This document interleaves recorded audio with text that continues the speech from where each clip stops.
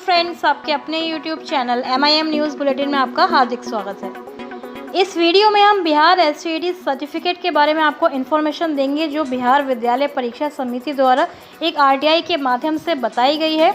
उसमें हम यह चर्चा करेंगे कि जो बिहार STD का सर्टिफिकेट है वो सभी अभ्यर्थियों को दिया जाएगा या फिर केवल स्कोर कार्ड की बात होगी।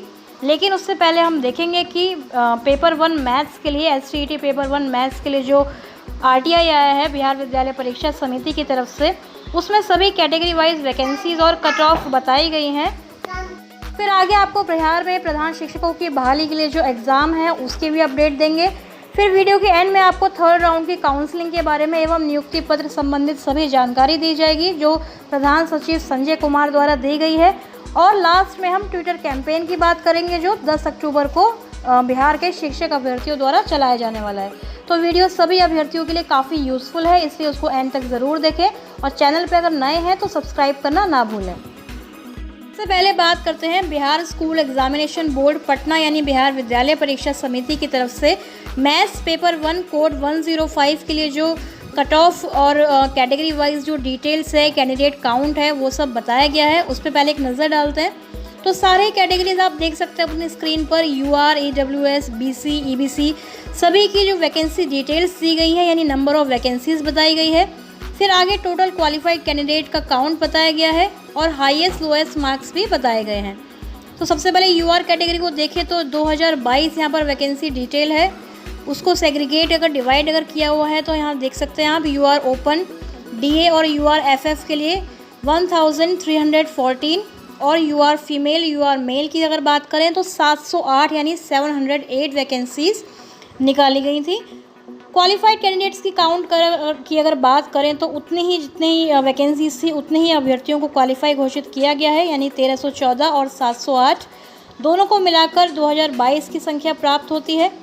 आगे हाईएस्ट और लोएस्ट मार्क्स भी दिए हुए हैं। 135.8 हाईएस्ट मार्क्स UR कैटेगरी में और लोएस्ट मार्क्स की बात करें तो 87.93 समथिंग दिया हुआ है। इसी तरह आप अपनी कैटेगरी को यहाँ पर देख सकते हैं। EWS, SC, ST, BC, EBC सभी की जो वैकेंसी डिटेल है और कितने अभ्यर्थी क्वालिफाई हुए हैं, हाईएस्ट लोएस्ट मार्क्स कितने रहे, तो ये सारी डिटेल आप अच्छे से स्क्रीन को पॉज करके पढ़ सकते हैं अपनी कैटेगरी के हिसाब से। अगर आपका सब्जेक्ट मैथ्स है तो सारी इन्फॉर्मेशन आपको इस पेज पर मिल जाएगी। चलिए अब अपने मेन टॉपिक पर चलते हैं जिसमें हम आपको बताएंगे कि बिहार STD सर्टिफिकेट जो है वो किन अभ्यर्थियों को दिया जाएगा और कब दिया जाएगा। तो उसके लिए पहले एक RTI का जो जवाब आया है BSEB द्वारा उस पर नज़र डालते हैं जहां लिखा गया है कि उक्त पुनर्परीक्षा में शामिल सभी अभ्यर्थियों को रिजल्ट कार्ड उपलब्ध कराया जाएगा। तो इस तरह का जवाब हम पहले भी सुन चुके हैं। बिहार विद्यालय परीक्षा समिति द्वारा पहले भी इस तरह का जवाब दिया गया है और इससे कई अभ्यर्थियों को यह लग रहा है कि सभी STD अभ्यर्थी जो भी परीक्षा में शामिल हुए थे सभी को सर्टिफिकेट मिल जाएगा। तो ऐसा बिल्कुल भी हम 100% नहीं सोच सकते क्योंकि यहाँ पर सर्टिफिकेट वर्ड का जो मेंशन है वो कहीं भी नहीं किया गया है। रिजल्ट कार्ड, स्कोर कार्ड इस तरह का वर्ड जो है कई बार लिखा गया है BSEB द्वारा, लेकिन सर्टिफिकेट वर्ड का प्रयोग जो है वो नहीं किया गया है। क्योंकि जैसे कि आप CTET में भी देखते हैं उसमें भी जो अभ्यर्थी क्वालिफाई नहीं होते हैं उन्हें भी स्कोर कार्ड दिया जाता है। मतलब 60% से अबव वालों को सर्टिफिकेट मिलता है और उससे कम जो अभ्यर्थी होते हैं उन्हें खाली स्कोर कार्ड यानी रिजल्ट कार्ड, मार्कशीट, कुछ भी आप कह सकते हैं, खाली वही दिया जाता है। तो यहाँ पर भी ये पॉसिबल है कि STD के केस में भी BSEB यही करेगा कि जो अभ्यर्थी मेरिट लिस्ट में है या क्वालिफाई हैं केवल उन्हीं को सर्टिफिकेट प्रदान किया जाएगा और बाकी सभी अभ्यर्थियों को जैसे नेट पर स्कोर कार्ड अवेलेबल है उसी तरीके की एक हार्ड कॉपी स्कोर कार्ड की, रिजल्ट कार्ड की प्रोवाइड कराई जाएगी। और सर्टिफिकेट डिस्ट्रीब्यूशन कब स्टार्ट हुआ इसके बारे में अगर आपको बिल्कुल सही जानकारी चाहिए तो वो यही है कि जब तक कोर्ट केसेस की सुनवाई में कोई फैसला निकल कर नहीं आ जाता तब तक बिहार विद्यालय परीक्षा समिति या फिर बिहार सरकार, शिक्षा विभाग इस बारे में बिल्कुल भी नहीं विचार करेगा। क्योंकि पहले भी साल 2013 में बिहार सरकार, शिक्षा विभाग जो है 3 बार उर्दू TET की जो मार्कशीट है वो जारी करके देख चुका है, बहुत बड़ी गलती कर चुका है। तो इस बार सरकार का यही मूड है कि जैसे ही कोर्ट का कोई जजमेंट आता है मेरिट नॉट इन मेरिट, उसके बाद ही वह सर्टिफिकेट डिस्ट्रीब्यूशन का जो कार्रवाई है वो स्टार्ट करेगी। अब नेक्स्ट पॉइंट पे बात करते हैं। आज भी जो कुछ शिक्षक अभ्यर्थी जो हैं संजय कुमार, प्रधान सचिव संजय कुमार से मिलने गए थे उनसे सवाल पूछा गया कि सर थर्ड राउंड की काउंसलिंग कब की जाएगी, तो उनका जवाब था कि 12 दिसंबर से पहले यानी पंचायत चुनाव के समाप्त होने से पहले काउंसलिंग संभव अब नहीं है, क्योंकि निर्वाचन आयोग से हरी झंडी नहीं मिल रही है। दूसरा सवाल उनसे पूछा गया कि सर डॉक्यूमेंट्स जो है वेरिफिकेशन का काम चल रहा है, तो नियुक्ति पत्र कब तक दिया जाएगा। तो इस पर उनका जवाब था कि बहुत सारे अभ्यर्थी जो हैं वो दूसरे राज्य के हैं और इतने सारे डॉक्यूमेंट्स की जांच जो है वो जल्द संभव नहीं है। तो संजय सर ने कहा कि टेट के डॉक्यूमेंट की जांच यानी कि जो बिहार टीईटी का सर्टिफिकेट है, सर्टिफिकेट की पहले पूर्णतः जांच करके नियुक्ति पत्र देने पर विचार किया जा सकता है। तो ये छठे चरण के शिक्षक अभ्यर्थियों के लिए काफ़ी अच्छी इंपॉर्टेंट खबर है कि सरकार जो है केवल टीईटी के प्रमाण पत्र की जांच करके ही नियुक्ति पत्र देने पर विचार कर सकती है।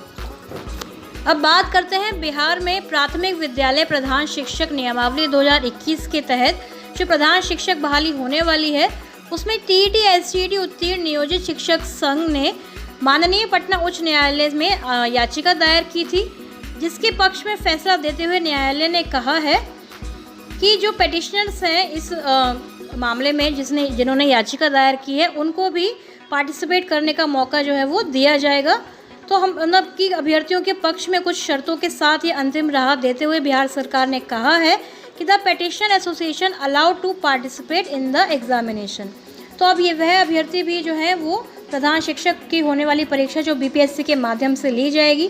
MIM न्यूज़ बुलेटिन के माध्यम से ये जानकारी आपको कई बार पहले बताई जा चुकी है कि इस बार बिहार में प्रधान शिक्षकों की बहाली बीपीएससी के थ्रू कराई जाएगी, जिसमें परीक्षा ली जाएगी। तो उसी परीक्षा के लिए अब पटना उच्च न्यायालय ने थोड़ी राहत दी है अभ्यर्थियों को और गोपगुट से जुड़े हुए सभी सदस्यों को, पेटिशनर्स को एग्ज़ाम में पार्टिसिपेट करने का मौका दिया है। हालांकि जो याचिका दायर की गई है वो प्रोसेस पर स्टे लगाने के लिए या फिर उसमें नियमावली में संशोधन करने के लिए की गई है, क्योंकि आप जानते हैं कि कई सारे जो योग्य अभ्यर्थी हैं वो प्रधान शिक्षक बनने के जो मौका है, जो चांस है, उससे बाहर हो सकते हैं, क्योंकि इसमें जो एक्सपीरियंस के नंबर ऑफ़ ईयर्स की बात की गई है, अनुभव की, वह बहुत सारे अभ्यर्थियों के पास नहीं है। उन्हीं के लिए हज़ारों बेसिक ग्रेड टीईटी शिक्षकों को प्रधान शिक्षक की परीक्षा में बैठने का अवसर जो है वो पटना उच्च न्यायालय ने, हाईकोर्ट ने प्रदान किया है और आगे भी प्रधानाध्यापक मामले में जल्द सुनवाई करवाकर एसटीईटी शिक्षकों को भी न्याय दिलाने का प्रयास जो है वो संघ के द्वारा जारी है। अब बिहार में शिक्षकों की बहाली विभाग आप जानते हैं कितनी सुस्ती के साथ और कितने केयरलेसनेस के साथ करता है। तो उसी को देखते हुए रविवार दिनांक 10 अक्टूबर को 11 बजे से एक ट्विटर कैंपेन फिर से चलाया जाएगा सभी अभ्यर्थियों द्वारा। तो उसके लिए आप सभी अभ्यर्थी भी तैयार रहें। 10 अक्टूबर को संडे के दिन 11 बजे आप सभी को एक्टिव रहना है और लगातार ट्वीट्स करने हैं। हैशटैग आपको MIM न्यूज़ बुलेटिन के माध्यम से कन्वे कर दिया जाएगा, बता दिया जाएगा।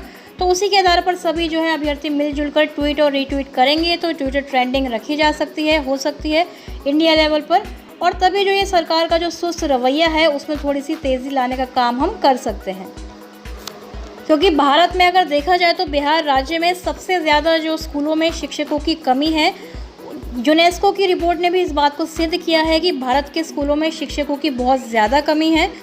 देश में स्कूलों में कुल 11 लाख शिक्षकों के पद रिक्त हैं और फिर भी इसके बावजूद भी लाखों योग्य युवा शिक्षक अभ्यर्थियों को नौकरी पाने के लिए, शिक्षक बनने के लिए सड़कों पर उतरना पड़ता है। तो इसके लिए एक बार फिर से एकजुट होकर हमें ट्विटर कैंपेन में भाग लेने की और ज़्यादा से ज़्यादा ट्वीट्स और रीट्वीट्स करने की ज़रूरत है। क्योंकि मेरिट लिस्ट वाले पटना हाई कोर्ट में जो दायर है केस, उसके मेन पेटिशनर श्री आलोक श्रीवास्तव की अगर बात करें तो उन्होंने भी एक RTI का जवाब मांगा था कि भारत में यानी बिहार राज्य में कितने जो हैं शिक्षकों के पद जो हैं वो सैंक्शन है और कितने शिक्षक कार्यरत हैं। तो उसका डेटा भी आप देख सकते हैं, आपकी स्क्रीन पर दिख रहा है कितना ज़्यादा अंतर है, कितने जो पोस्ट हैं, जो पद हैं वो स्वीकृत किए जाते हैं, सृजित किए जाते हैं, सैंक्शन होते हैं, लेकिन उन पर बहाली जो है वो पूरी नहीं हो पाती है। वर्किंग टीचर्स की संख्या काफ़ी कम रह जाती है। तो फ्रेंड्स, ये थी अभी तक की तमाम अपडेट्स। इसी तरह बिहार STET 7वें चरण की शिक्षक बहाली हो या छठे चरण की नियोजन प्रक्रिया हो, सभी के अपडेट्स लगातार पाने के लिए हमारे चैनल MIM न्यूज़ बुलेटिन को सब्सक्राइब करें एवं बेल आइकन दबाना ना भूलें, ताकि हर वीडियो की नोटिफिकेशन आपको मिलती रहे, सारी इंपॉर्टेंट जानकारियाँ आपको मिलती रहें। Thank you for watching.